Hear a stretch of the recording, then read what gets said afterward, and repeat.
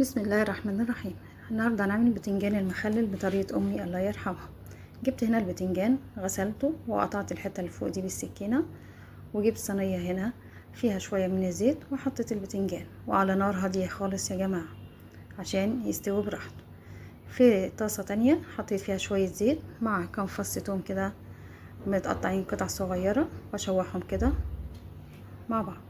حطيت هنا قرن فلفل احمر حامي مع قرن فلفل اخضر واشوحهم كده وانزل عليهم بحبايتين طماطم كبار واقلب ده كله مع بعض، والتوابل ملح كمون وكزبره ناشفه بس كده.